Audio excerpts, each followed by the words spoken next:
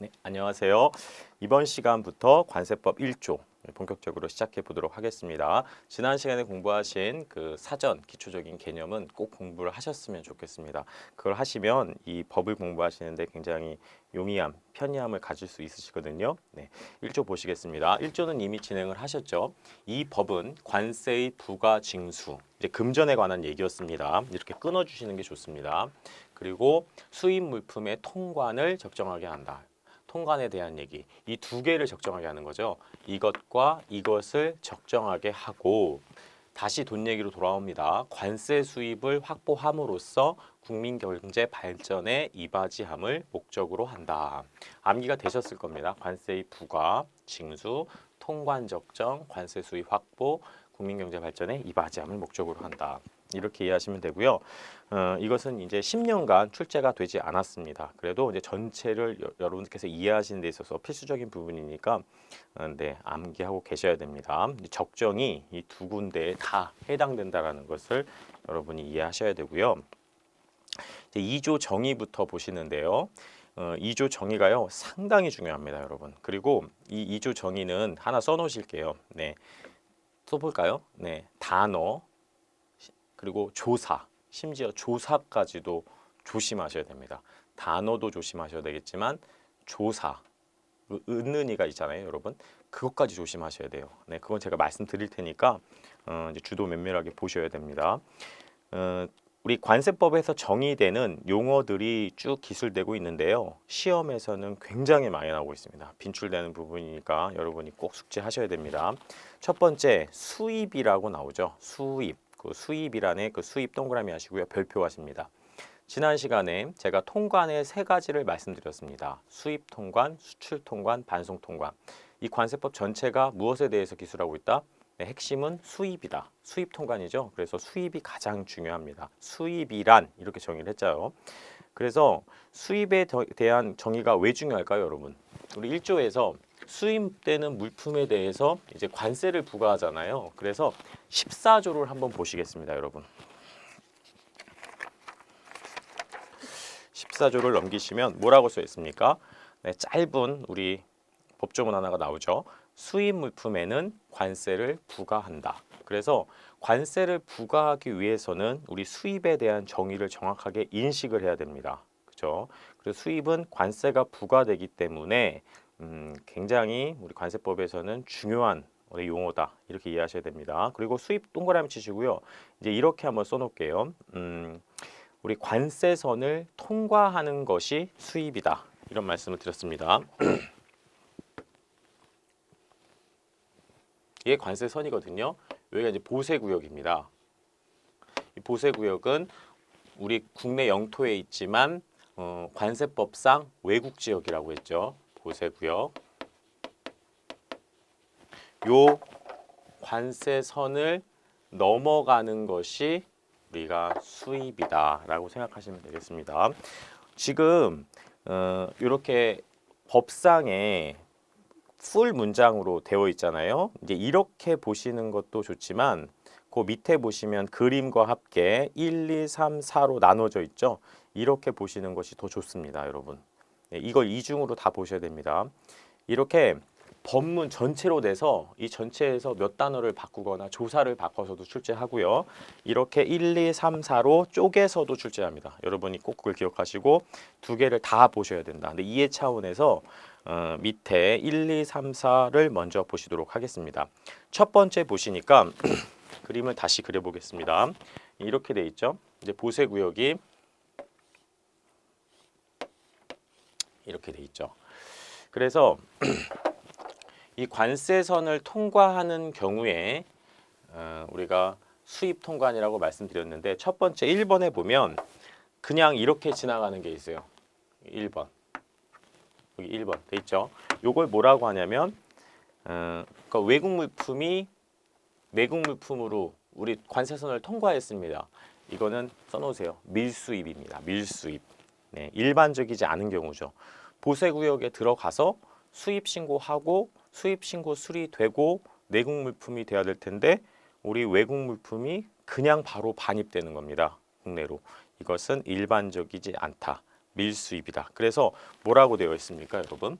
첫 번째, 외국 물품을 우리나라에 반입하는 것. 반입 동그라미 하겠습니다. 그 반입이 바로 수입입니다. 요 반입이 수입입니다. 그리고 이제 이 문장 1번 같은 경우에는 대표적인 게 밀수입이다 생각하시면 이해되실 겁니다. 외국 선박이 이제 우리나라에 입항을 해서 신고 없이 바로 물품이 우리나라 육지로 들어와도 그것은 수입으로 봅니다. 그래서 밀수입도 관세를 징수하죠. 관세선 넘어갔기 때문에 그렇게 이해하시면 다 이해가 되세요. 두 번째, 외국 물품을 보세구역으로부터 반입하는 것. 그렇죠. 그래서 여기 외국 물품이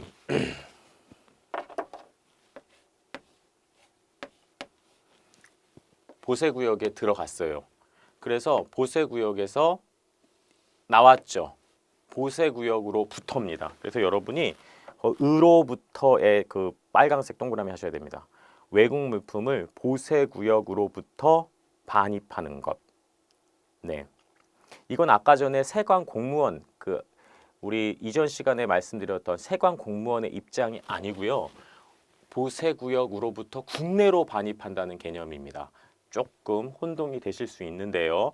이제 구분을 하셔서 하셔야 됩니다. 이거 보세구역으로부터 국내로 반입하는 거거든요. 그래서 으로부터가 시험에 납니다. 거기 으로부터를 갖다가 에라고 하시면 틀리는 겁니다. 외국 물품을 보세구역으로부터 반입하는 게 수입이지. 그래야 관세선을 넘어가는 거 아닙니까? 보세구역에 반입하는 것은 아직 외국인 곳에 관세법상 외국인 곳에 물품을 들어 넣는 것이기 때문에 이것은 수입이 아니죠. 이따 다시 나갈 수도 있는 거 아닙니까? 반송으로. 그래서 외국 보세구역에가 아니라 보세구역으로부터 물품을 반입하는 겁니다. 그 반입 동그라미. 반입이 수입입니다, 여러분.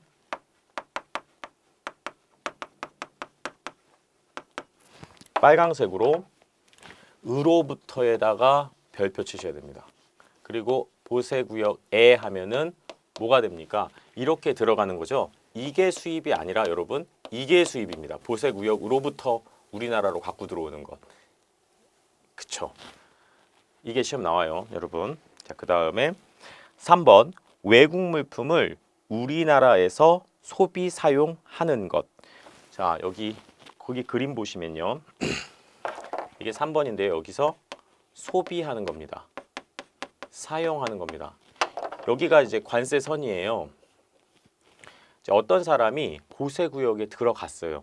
들어가서 특정한 보세구역에 장치되어 있는 아주 값비싼 음식을 여기서 먹어버리는 거예요. 여기서. 우리나라로 가져와야 될 물품인데 여기서 아예 먹어서 소비가 됐어. 사용이 됐어. 그것도 수입으로 본다는 거죠.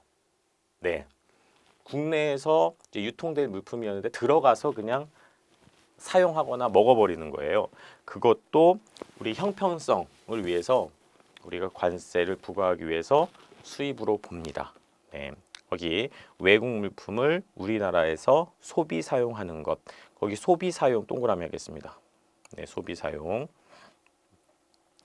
우리 관세법상 외국 지역이죠. 우리 보세구역은 우리 3번의 이 경우가 보세구역이지만 여기서 먹으면 우리나라로 봐야 돼요. 우리나라로 보고 그것은 수입이다. 이걸 왜 수입으로 간주했냐면요. 14조에서 수입되는 물품은 관세를 부과한다. 그 14조 규정에 의해서 세금 부과를 가능하게 하기 위해서 여기서 사용하는 물품도 우리 수입으로 보는 거예요. 외국 물품 우리나라에서 사용 소비하는 것. 네, 이렇게 이해하시면 되고요. 그 다음에 4번 외국 물품을 우리나라 운송수단 안에서 소비 사용하는 것. 거기 그림 보시면요. 이렇게 외국에 선박이 있죠. 근데 이 선박이 우리나라 배야. 그러면 이렇게 생각하시면 됩니다. 움직이는 우리나라. 거기 써놓으세요. 움직이는 우리나라. 움직이는 우리나라 안에서 사용 소비하면 우리 뭐가 된다? 그것은 수입이다. 네 가지를 외우실 수 있겠습니까? 외국 물품을 우리나라에 반입하거나 뭐 하는 겁니까? 소비 사용하는 거죠. 소비 사용하는 거. 한마디로 수입이라고 하는 것은 반입이거나 소비 사용하는 거다. 반입이거나 소비 사용하는 거다. 그 다음에 굉장히 중요한 또 키워드가 있어요. 그게 바로 뭐냐면 외국 물품이라는 거예요. 외국 물품. 여기도 밑줄 치세요. 전부 다.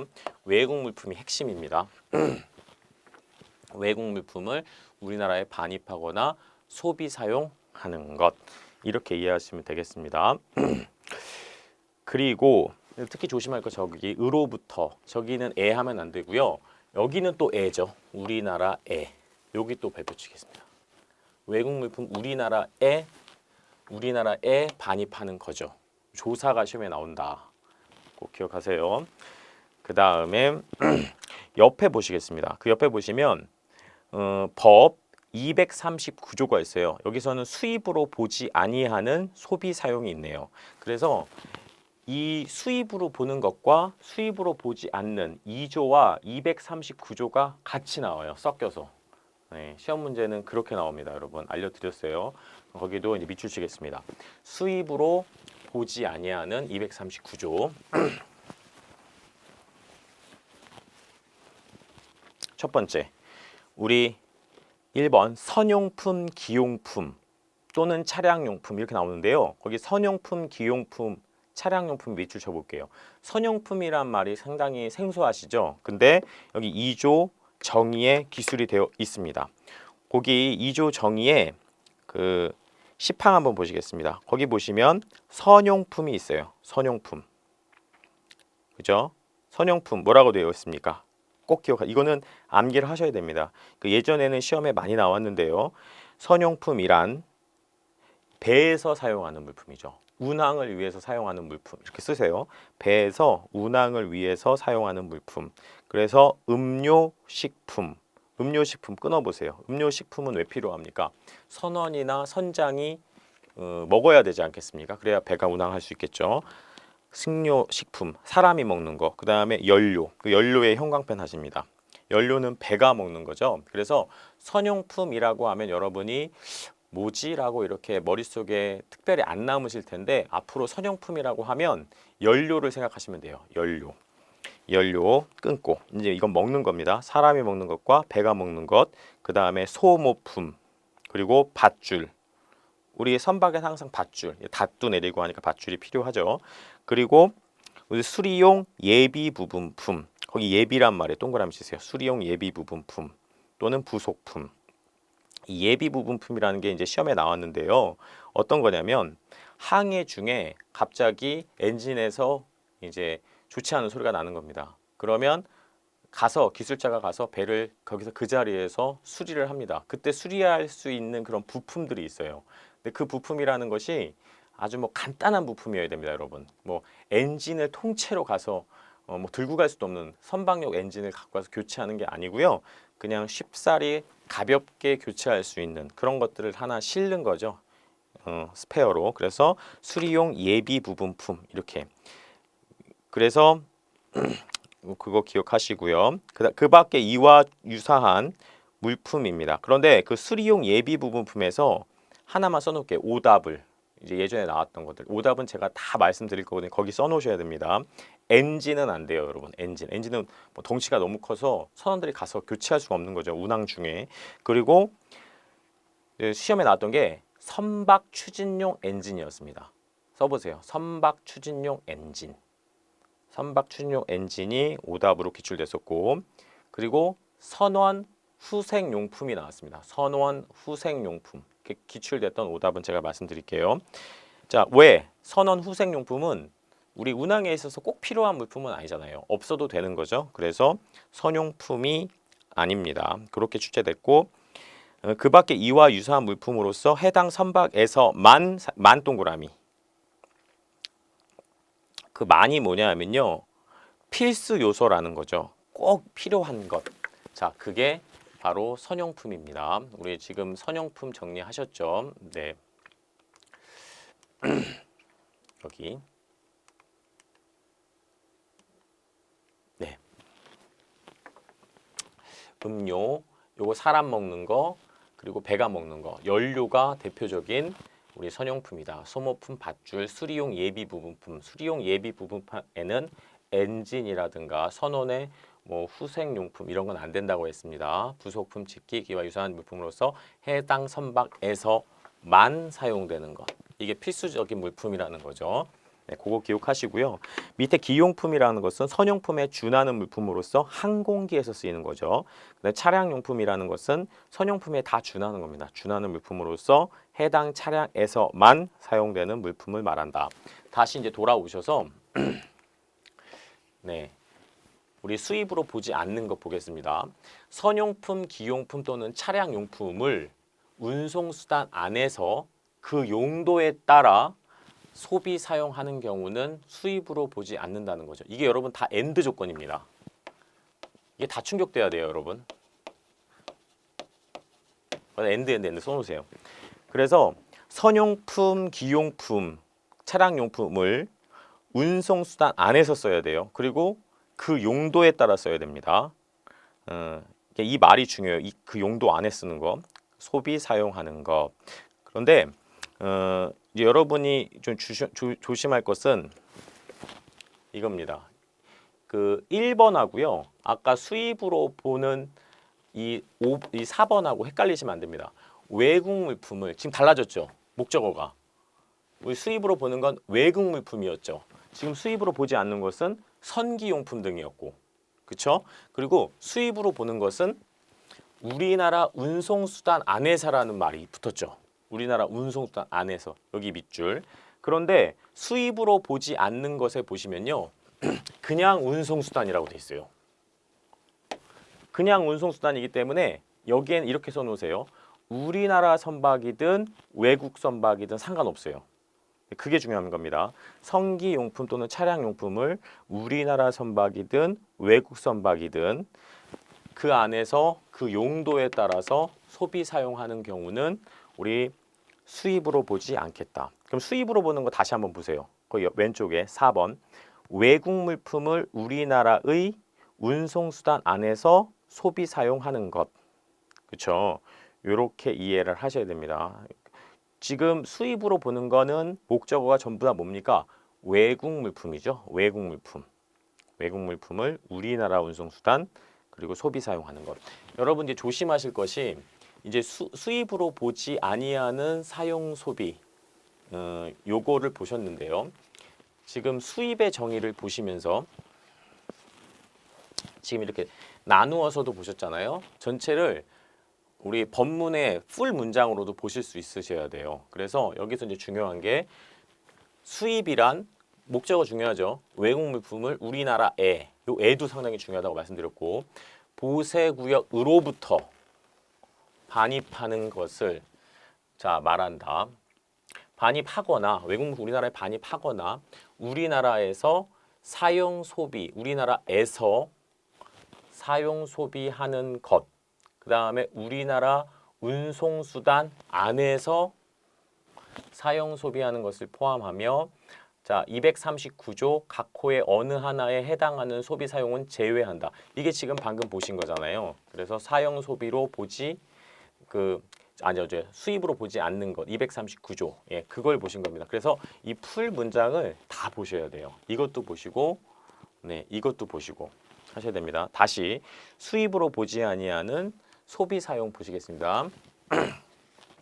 두 번째 2번 선용품, 기용품 또는 차량용품을 세관장이 정하는 여기서 이제 중요한 것이 또 바뀌어 나옵니다. 주체 세관장이 시험에 나와요. 이걸 다른 대상으로 바꿔요. 다른 주체로 세관장이 우리 정하는 지정 보세구 여기도요. 이 지정을 다른 보세구역으로 바꿔서 냅니다. 지정 보세구역에서 우리 출입국 관리법에 따라 출국 심사를 마친 여기서요. 출국이란 말에 동그라미 마치거나 해서 끝나잖아요. 근데 이 사람이 누구냐? 마친 자에게 제공하여 그 용도에 따라 사용 소비하는 경우입니다.